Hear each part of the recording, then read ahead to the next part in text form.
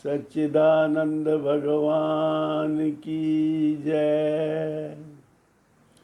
ध्यायतो विषयान् पुंसः संगस्तेषुपजायते संगात संजायते कामः कामः क्रोधो विजायते क्रोधाद् भवति सम्मोहः सम्मोहात् स्मृति विभ्रमः स्मृति भ्रंशाद बुद्धिनाशो बुद्धिनाशात प्रणश्यति।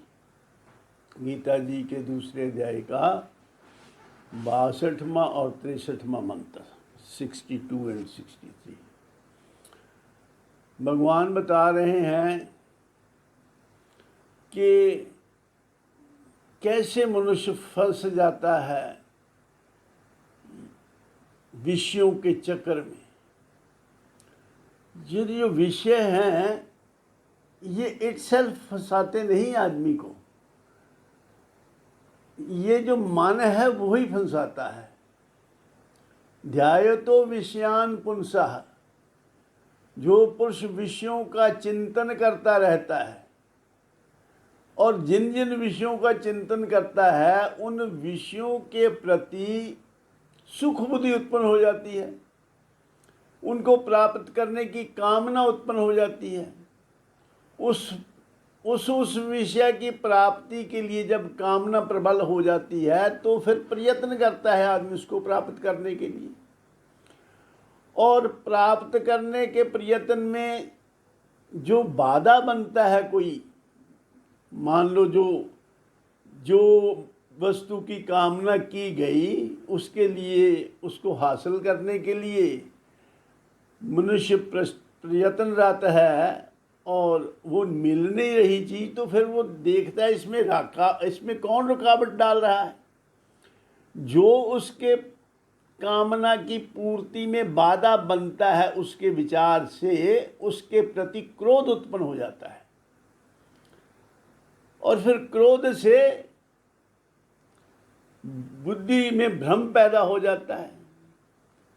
क्रोध से स्मृति का नाश हो जाता है। स्मृति का नाश होने का अर्थ विवेक कि क्या ठीक है क्या गलत है, जो जाना हुआ है उसने, मनुष्य जानता है कि ये बात ठीक है ये बात गलत है, वो जो याददाश्त है, जो जानने का जो बुद्धि है, वो उसमें स्मृति का नाश हो जाता है। उसे याद नहीं रहता कि क्या ठीक है क्या गलत है और फिर बुद्धि का नाश हो जाता है। तो बुद्धि नाश होने से फिर मनुष्य पतन को प्राप्त होता है, मनुष्य का नाश हो जाता है। कामात् क्रोधो विजायते क्रोधाद् भवति सम्मोहः, सम्मोह में स्मृति का उसको मूढ़पन आ जाता है, स्मृति का नाश होता है। क्रोधाद् भवति सम्मोहः सम्मोहात् स्मृति विभ्रमः स्मृति भ्रंशाद् बुद्धिनाशो बुद्धिनाशात् प्रणश्यति। तो क्या होता है, कोई भी विषय जो है वो विषय का जो चिंतन है वो चिंतन के कारण आदमी फंसता है। चिंतन किससे होता है? चिंतन चित्त से, मन से, माइंड से आदमी करता है। जिस विषय का चिंतन करेगा उस विषय को प्राप्त करने की कामना होगी। तो आदमी को अपना चिंतन ठीक करना चाहिए, चिंतन को ही सुधारना चाहिए। देखो, हम ये दो का जोड़ा जो है शरीर और आत्मा, इसमें शरीर को आप कुछ नहीं कर सकते। शरीर में क्या चेंज कर सके? शरीर मटीरियल है, सबका एक जैसा ही है, इसमें कोई चेंज पॉसिबल नहीं। शरीर में कोई विकार नहीं है, शरीर में जानने सोचने की शक्ति ही नहीं है। तो जानने सोचने वाली जो शक्ति है वो है माइंड। शरीर और आत्मा के बीच में है माइंड, मन। दुरुस्ती मन की ही करनी है, आत्मा की कोई दुरुस्ती करने की जरूरत नहीं। आत्मा तो नित्य शुद्ध बुद्ध निर्विकार निराकार तत्व है, परमात्मा का अंश है। उसमें क्या सुधार होना? कुछ नहीं होना उसमें। और न शरीर में ही कोई आप सुधार कर सकते। शरीर जैसा है, ये मटेरियल है, इसमें ये जड़ है, इसमें भी कोई सुधार नहीं होने वाला। तो सुधार कहाँ होना है? सुधार होना है मन में। मन में जो चिंतन है विषयों का, वो चिंतन को दुरुस्त करने की जरूरत है। विषयों का चिंतन करने की बजाय आत्म चिंतन, परमात्म चिंतन करे तो यही मन जो है आपके उत्थान का कारण बनता है, लिबरेशन का कारण बनता है। इसे टूल फॉर लिबरेशन। और अगर ये विषयों का चिंतन करता है तो विषयों में फंस के ये पतन का कारण बनता है। तो इसलिए मन को ही दुरुस्त करना है। विषय तो कुछ नहीं कहते, विषय तो जड़ हैं। विषयों में कोई सोचने जानने की शक्ति नहीं है। मकान को, अब घर को क्या पता कि मेरा जो हाउस है, जो घर है, या मेरी गाड़ी है, या जो भी मेरी बिलोंगिंग्स हैं, उनको ये नहीं पता कि मैं किसकी हूँ। मुझे पता है कि ये मेरी हैं। मुझे ये मेरी मान्यता है। मन से मैंने ऐसा मान लिया हुआ है। तो विषय तब तक कोई दुख नहीं देते जब तक उनका चिंतन नहीं होता। ये चिंतन में खोट होने से हम विषयों के चक्कर में फंस जाते हैं। उनका चिंतन करते हैं, चिंतन करने के बाद उनको प्राप्त करने की इच्छा होती है, इच्छा की पूर्ति के लिए प्रयत्न करते हैं। उसमें जो प्रयत्न नहीं मिलती, कोई वस्तु, इच्छित वस्तु नहीं मिलती, तो उसके कारण खोजते हैं क्यों नहीं मिलती। वो का अपने बुद्धि से जो लगता है कि इसके कारण नहीं मिलती, उस पर क्रोध उत्पन्न होता है। अच्छा, दूसरी सूरत में ये हो सकता है कि इच्छित वस्तु मिल जाती है। जब मिल जाती है फिर भी उससे समस्या हल नहीं होती, उससे भी समस्या बढ़ती है। ना मिले तो क्रोध, अगर मिल जाए तो फिर लोभ। भाई ये एक तो ये मिली रहे, टिकी रहे, और दूसरा ये और मिले। इस और का कोई छोर नहीं। कितनी मात्रा में कोई चीज़ तुम्हें मिल जाए तो आपकी सेटिस्फेक्शन हो जाएगी, ऐसा कुछ नहीं है। अगर आपको एक गाड़ी मिल गई तो आप कहेंगे इससे बड़ी गाड़ी चाहिए, लग्जरी गाड़ी चाहिए, बढ़िया से बढ़िया गाड़ियाँ हैं वो चाहिए।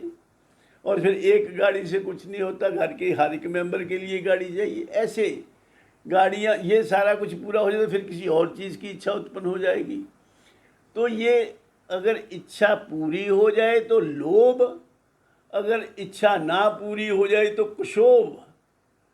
ये जो भोग जो है, किसी चीज़ को जो भोग पदार्थ जो हम इकट्ठे करते हैं, ये भोग से हमेशा ये रोग ही पैदा होते हैं। भोग रोग का दाता है और बोध मुक्ति प्रदाता है। ये अगर आपको ये ज्ञान हो कि ये विषय जो हैं ये क्षणभंगुर हैं, ये हमेशा रहने वाले नहीं हैं और इनसे अंततः दुख ही मिलता है। रे मन सोच विचार जरा, विषयों में किया सुख पावत है। क्षण भंगर ये विषयानंद है, ब्रह्मानंद क्यों नहीं ध्यावत है। धन धाम सुधाम न साथ चले, जिनमें मन को भरमावत है। कि भिक्षु के जो दिन बीत गया वह लौट के फिर नहीं आवत है। हम अपना जीवन जो है ये भोग पदार्थों को इकट्ठा करने में ही लगाया हुआ है।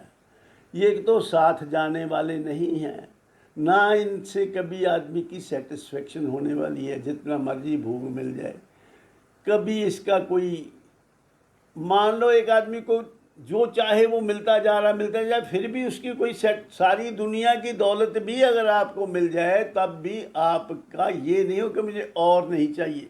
चलो दौलत मिल गई तो फिर आदमी को शोहरत की ज़रूरत पड़ जाती है।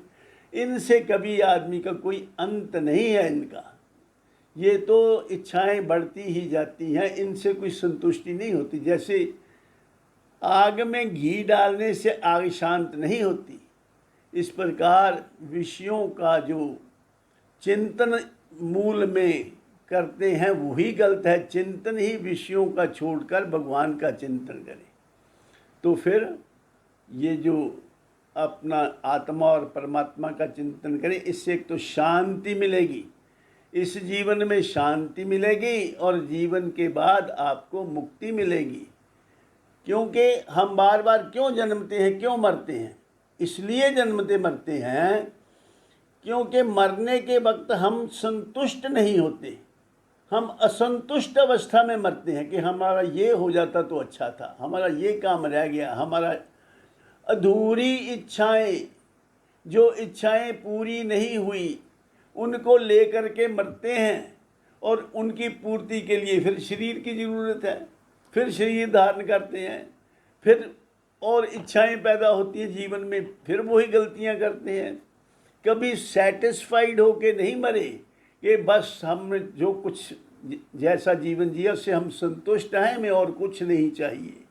ऐसा सोचकर संतुष्ट होकर अगर जो आदमी मरता है, कोई इच्छा उसकी बाकी नहीं रहती, तो उसको दोबारा जन्म नहीं लेना पड़ता। नहीं तो फिर पुनरपि जननम पुनरपि मरणम पुनरपि जननी जठरे शयनम, यही संसारे बहु दुस्तारे कृपया पारे पाही मुरारे। परमात्मा की कृपा से ही इससे जन्म मरण के साइकिल से आदमी छूटता है। तो ये जो धन को इकट्ठा करना या भोग पदार्थों को इकट्ठा करना, इससे जीवन की सफलता इसमें नहीं है। इसमें दुख ही दुख है, इसमें सुख नहीं है। विषयों में सुख नहीं और दर्पण में मुख नहीं। दर्पण में मुख भासता है, होता नहीं है। विषयों में भी सुख भासता है, होता नहीं है। इसलिए अपने जीवन की दिशा को बदलो। दिशा बदलोगे तो दशा बदल जाएगी। किश्ती ने रुख बदला तो किनारे बदल गए। तो जब हम ठीक दिशा में जाएंगे तो हम अपने गंतव्य पर पहुंच सकेंगे, नहीं तो ऐसे भटकते रहेंगे। और जितनी मर्जी दौलत इकट्ठी कर लो, इसका कोई अंत नहीं है। इससे कभी कोई संतुष्टि मिलने वाली नहीं है।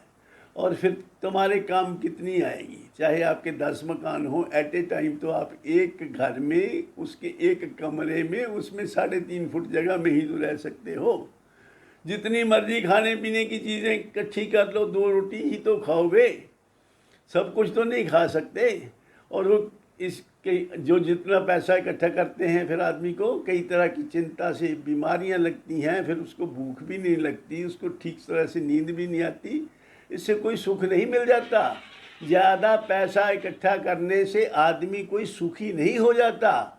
वो सुखी दिखता है दूसरों को, सुखी भासता है, होता नहीं। उसका जो जख्म है वो ढके हुए जख्म की तरह है। जो भी कुछ, अच्छा इससे ज़्यादा फिर लंबा हो जाएगा, वरना जो भी कुछ हम करते हैं ना, चाहे हम कोई भी काम कर रहे हैं, उसके 2 ही परिणाम होते हैं, या तो हम उससे दुखी होते हैं या हम सुखी होते हैं। तो अगर हम बिना पैसे के भी सुखी हैं, कम पैसे से भी सुखी हैं, तो फिर हम ज़्यादा इकट्ठा करने की क्या ज़रूरत है। अगर ज़्यादा इकट्ठा करके भी दुखी है तो उसका भी क्या फ़ायदा। तो इन्हीं शब्दों से मैं अपनी वाणी को विराम देता हूँ। आगे की चर्चा फिर करेंगे। सर्वे भवन्तु सुखिनः, सर्वे सन्तु निरामया, सर्वे भद्राणि पश्यन्तु, मा कश्चित् दुःख भाग् भवेत्। आप इस कैसेट को सुनकर अपने जीवन में ये चेंज ले आएँ, अपने मन की दृष्टि करें। तन तो जैसा है, इसमें कोई गुंजाइश नहीं दृष्टि की, ना आत्मा में कोई गुंजाइश है, मन की ही दृष्टि करनी है। सर्वे भवन्तु सुखिनः, सर्वे सन्तु निरामया, सर्वे भद्राणि पश्यन्तु, मा कश्चित् दुःख भाग् भवेत्। ओम शांति शांति शांति।